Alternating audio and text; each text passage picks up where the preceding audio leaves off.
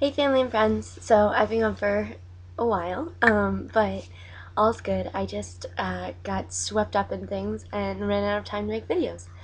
So now I have a lot to catch up on. Okay, we'll start with the independence parties. We had an entire week off of school for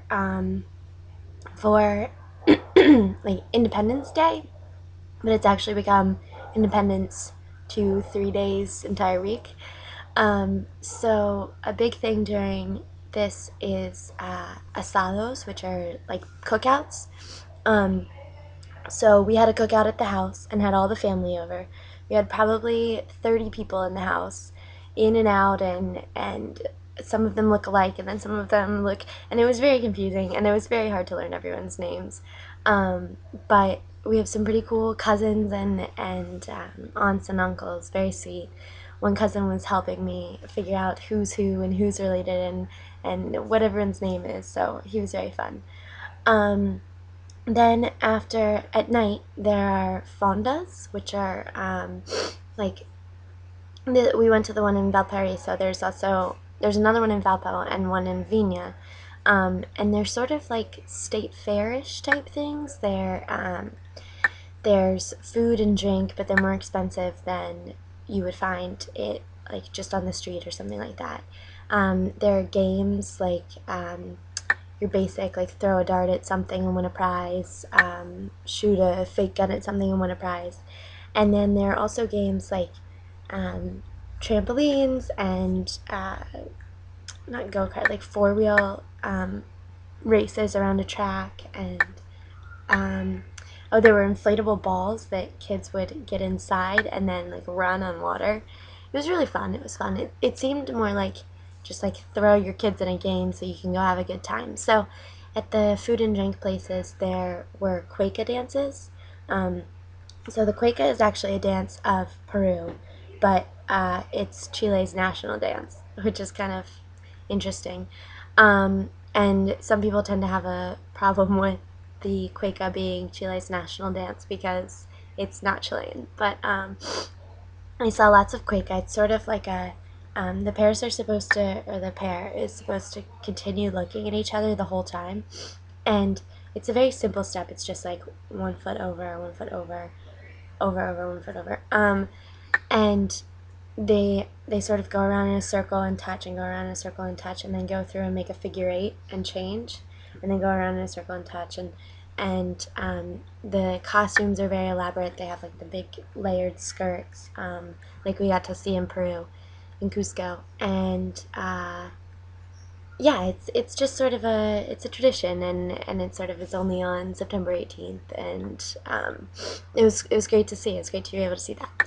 There's also a lot of kite flying during the day, so there were cuecas as well during the day, just in the streets or all over Vina and Valparaiso.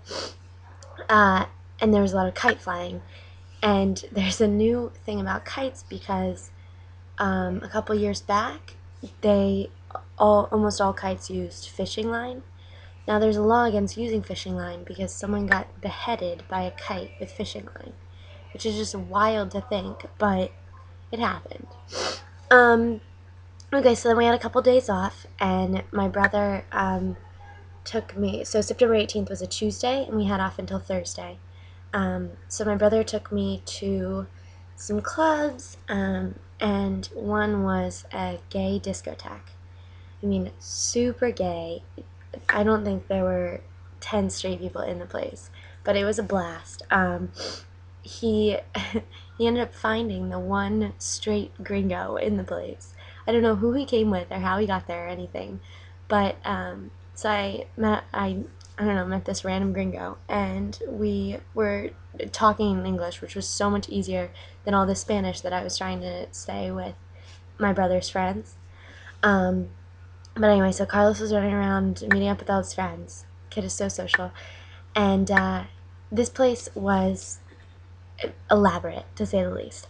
So upstairs was a room with music separate from the rest of the place, and that was where the night started. And it started with like a comic show by the drag queens. Um, which of course I didn't get any of the comedy, any of the humor. Humor here was right over my head, and I can't make a joke because it's not the same like brand of humor, which we actually talked about in class. It's very interesting. It's there's sort of a level of like you can speak it, and then you dream in it, and then you can get the humor, and then you can make like a joke, make people laugh. So it's very interesting. Um, Uh, so this place, so separate room, and then the rest of it, there were 4 bars in the place, and the rest of it was just a huge dance floor with a stage. So we were dancing, and then the stage lit up, and there was a drag show with these girls, and they all have nicknames of like I don't know, they're hard to describe, but they have very funny nicknames.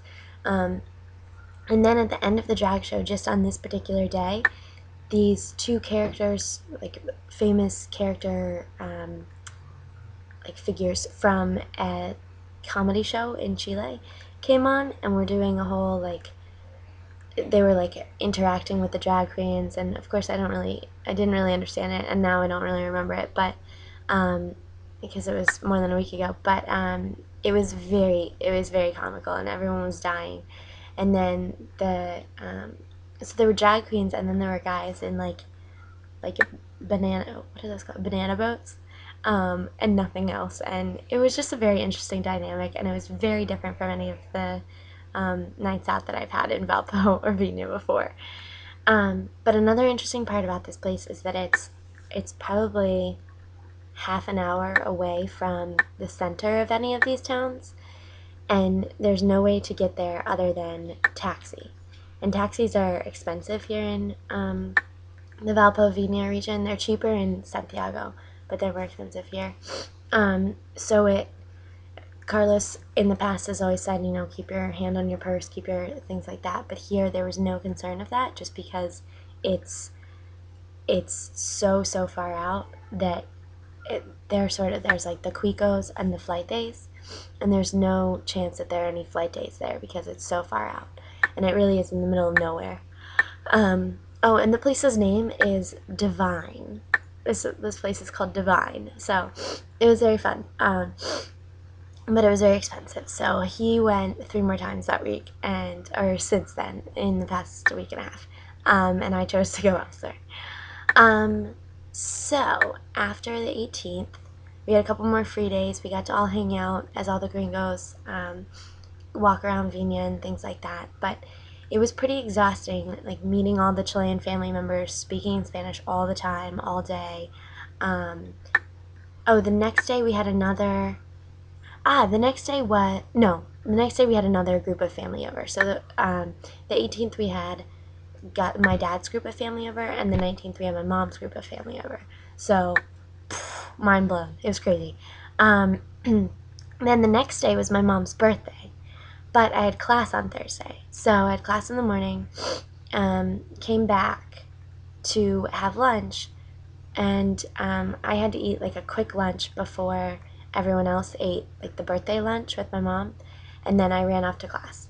And when I got back, we were talking about Claudia's birthday, and then I found out that my dad had proposed to my mom during lunch. So I was very confused because I thought they were married, but they're not. They're actually just like engaged. They're a pareja, like they're together, but they're not like husband and wife. So blew my mind there. But yeah, so he proposed to my mom, and they're getting married in December. Hopefully December 14th. I believe that's the date now. But I thought she had to change it for work. So I'm going to be here till the 18th. So if it's the 14th, I'm very psyched to go. Um, yeah, so that was exciting. Okay, so there's the son who lives here, Alfonso, and then Carlos lives here, who is really just a family friend, but lives here. And then there's another son, my mom's other son, and my dad's daughter. And they all came my dad's daughter came from the north for the 18th for Independence Week. And she came to the house for both of the Independence lunches and then for the birthday lunch. My mom's son, oldest son, Salva, also came for both of the Independence lunches and the birthday lunch. So it was just a whole bunch of all the family. Also, Carlos's mom came from Chiloé, which is an island down in the south. She came for the Independence Day week and for Claudia's birthday and things like that. So it was a full house. It was really fun. But so with all the family here, I got to talk a bit with Carlos's mom about the situation on Chiloé. I'm not sure if I've already talked about this, but they're building a mall there, which is just going to or they have built a mall, which is going to completely alter the sort of the dynamic and the interaction on the island, because there used to be a system of sort of bartering. So, like Carlos's brother, once, or Carlos's brother owns a nursery and once needed a tooth repair done.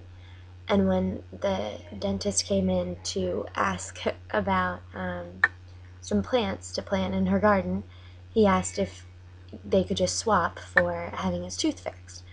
But they believe that now, with the mall now, the dynamic is going to completely change, and that it's very hard to share this with the people, because the people of Chile have this idea now that they need these things from the mall, and they know that the mall is going to bring really good, helpful jobs, but it's going to change the culture and change the dynamic and change the interaction of people. So a lot of Chilotes are very scared about this. And I talked with Claudia's mom, Gloria, a bit about it, and she's she's a little, I feel like she's like reached her maximum. She's reached her point with this, which is very interesting. It's very frustrating. So, wow, I have a lot to share, but I'm gonna stop this video here and then start a new one with a new topic. So, see you later.